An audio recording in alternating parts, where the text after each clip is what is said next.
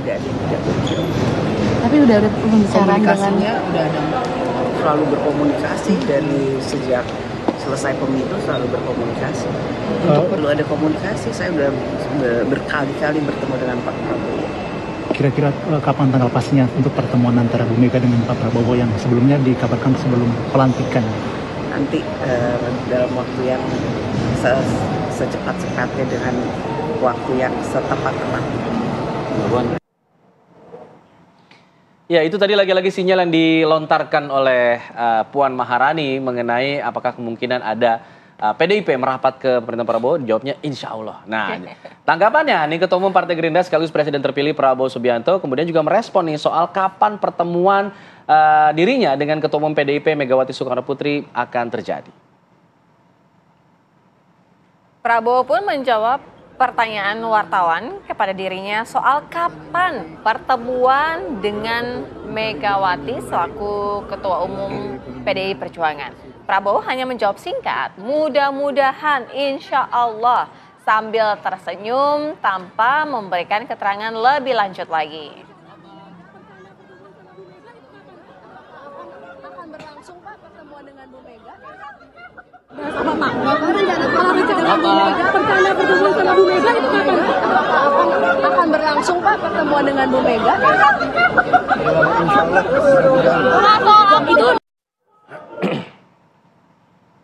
Ya, langsung saja kami ajak pemirsa untuk berdialog mengenai ini ya, PDI Perjuangan yang rencananya akan merapat ke pemerintahan Prabowo Gibran. Sudah ada bergabung bersama kami di studio Mas Ahmad Khairul Umam, analis politik Universitas Paramadina Jakarta. Selamat pagi Mas Umam. Pagi Mbak. Pagi Sehat Mbak. ya Mas Pagi. ya? Alhamdulillah. Siap untuk berbincang ya.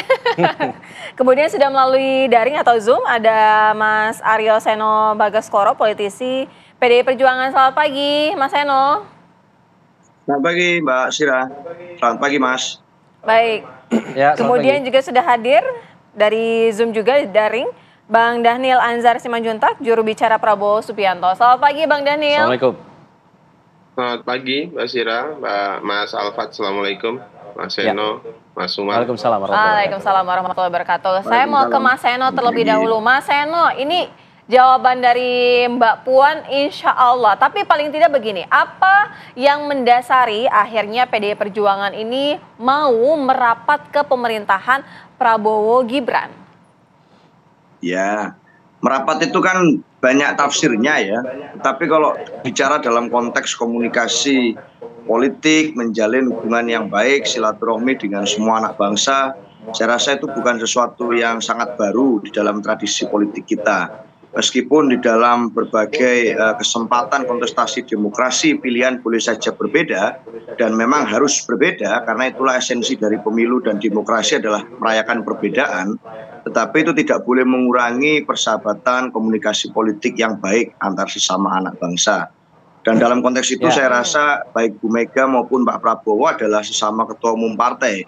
Kita tahu bahwa di dalam pilkada serentak ini di berbagai macam daerah itu banyak juga kerjasama politik yang terjadi antara PDI Perjuangan dan Gerindra.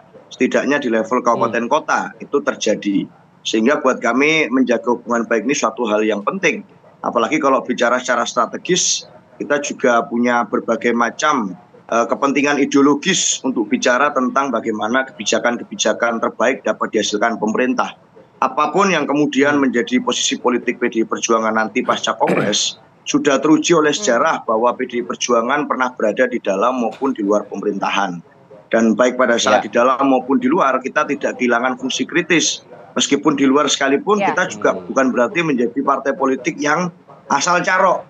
Artinya semua kebijakan pemerintah kita tolak, kita lawan. Ada juga kebijakan baik yang pasti kita dukung. Oleh karena itu, komunikasi jadi penting. Insya Allah kita akan melakukan komunikasi itu dengan baik, menjalankan fungsi itu dengan baik. Meskipun tentu panduan dan pijakannya adalah ideologi dan garis keberpihakan pada rakyat. Bukan soal tawar-menawar kepentingan menteri, bukan soal politik transaksional, bukan soal bagi-bagi jatah kekuasaan.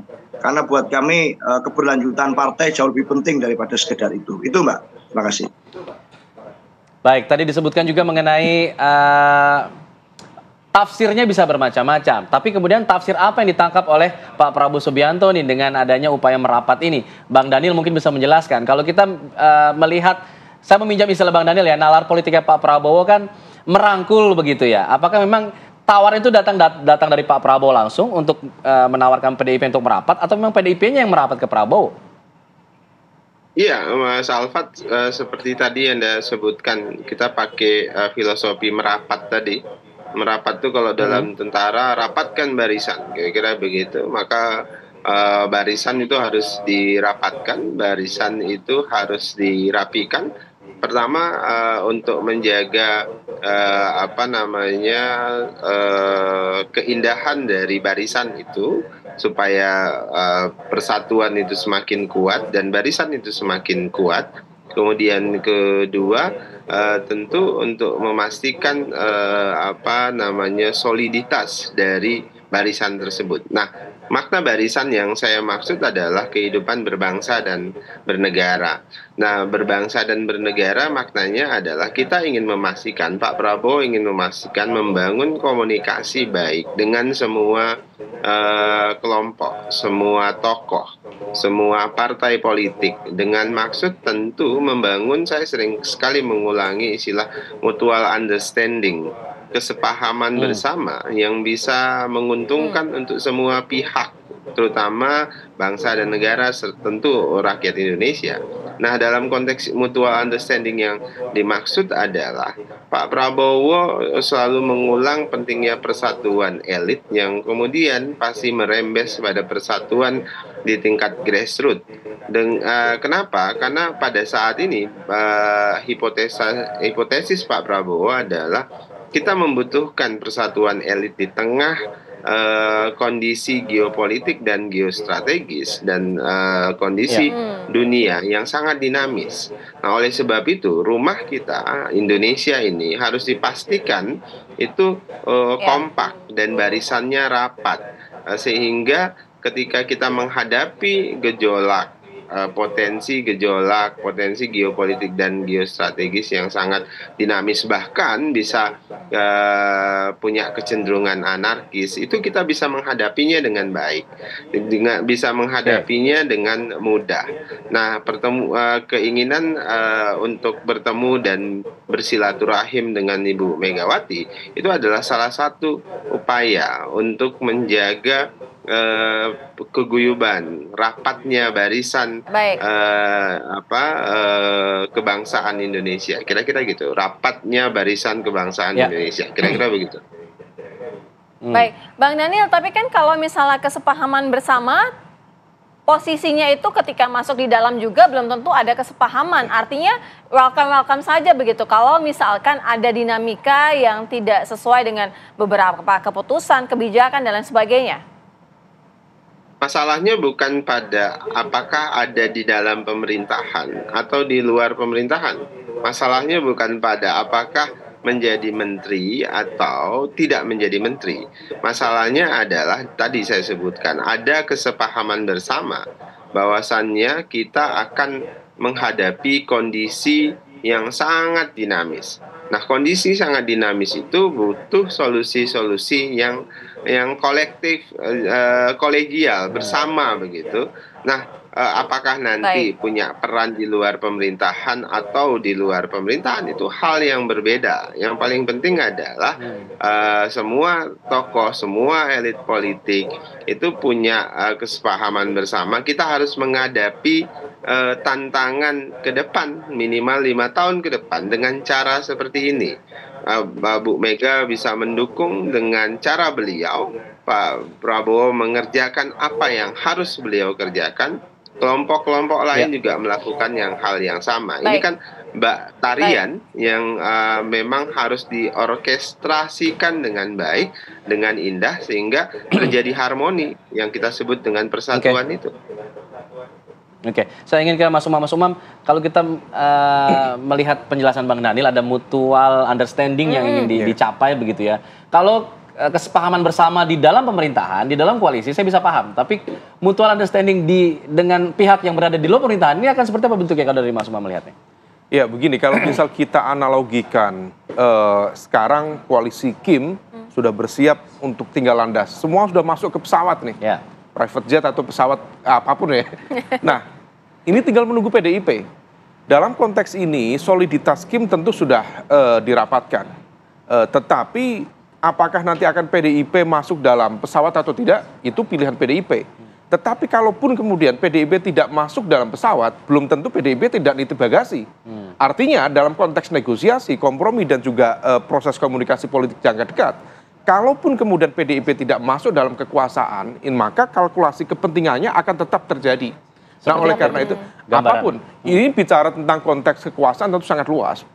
Bukan hanya jabatan posisi menteri dan sebagainya, tetapi juga dalam konteks political protection, legal protection, karena bagaimanapun juga ketika kemudian berada di kekuasaan, maka akan ada dinamika yang kemudian berpotensi berdampak. Apapun itu, dalam konteks kader yang kemudian, misalnya kasus-kasus tertentu yang kemudian diungkap dalam upaya untuk melemahkan kekuatan rival, oposisi, dan lain sebagainya.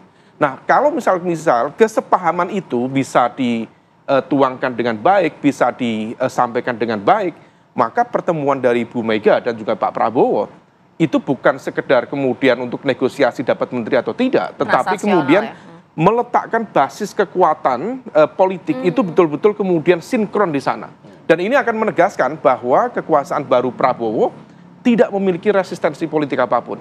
Dalam konteks dengan Pak Jokowi tentu berada di dalam, Pak SBY berada di dalam, dan Bu Mega yang memiliki resistensi misalnya dengan Pak Jokowi juga bisa dirangkul oleh Pak Prabowo. Artinya bahwa ini tidak ada beban, dan hal itu akan memberikan sinyal yang sangat positif, terutama bagi transisi kekuasaan, karena praktis di berbagai kesempatan, di berbagai pengalaman, transisi kekuasaan terutama di 1 tahun pertama itu seringkali mengalami turbulensi, instabilitas politiknya cukup kuat. Nah, kalau misal ini tidak dihandle dengan baik, maka ini bisa oleng, dan itu akan memberikan impact pada kredibilitas dan juga legitimasi pemerintahan baru. Yang kedua, dalam konteks strategis secara geopolitics, dengan bersatunya semua kekuatan, maka ini akan memberikan sinyal yang positif, terutama bagi para investor, bagi dunia internasional, bahwa kepastian hukum dan juga soliditas politik di internal di Indonesia sudah mulai terjaga dengan baik. Tetapi kalau misal kemudian akhirnya PDIP bergabung ya dengan pemerintahan, ada 2 hal setidaknya. Pertama, bahwa PDIP berpotensi kehilangan tadi basis pemilih loyal yang dalam konteks ini akan ada selalu segmen kelompok yang tidak suka, tidak sependapat dengan pemerintah. Ingin oposisi ya? Yang ingin tetap oposisi. Kalau misal kemudian itu dilepaskan, tentu kalkulasi elektoralnya menjadi agak riskan. Nah, kemudian yang kedua, dalam konteks lokal, dalam konteks nasional dan juga local good governance, maka praktis dari 8 partai yang ada di Senayan, maka tidak ada kekuatan yang menjalankan fungsi dalam konteks check and balances. Dan rumus ya, saya pikir Acton itu bilang power tends to corrupt, absolute power corrupt absolutely, itu bukan jargon, itu betul-betul rumus. Kalau misal kemudian proses kekuasaan tidak ada mekanisme check and balances, itu kalau dalam bahasanya Mas Daniel itu fakta dirusaah itu, tinggal menunggu waktu. Ketika kemudian tidak ada check and balances, maka dia akan memiliki cara pandang yang monolitik. Ketika monolitik terjadi, maka kemudian bisa semau-maunya. Ini yang tidak produktif. Itu nanti kita dalami ya, Mas Umam ya. Usai jeda kita akan dalami bersama dengan Mas Seno dan juga Bang Daniel. Usai jeda, kami segera kembali.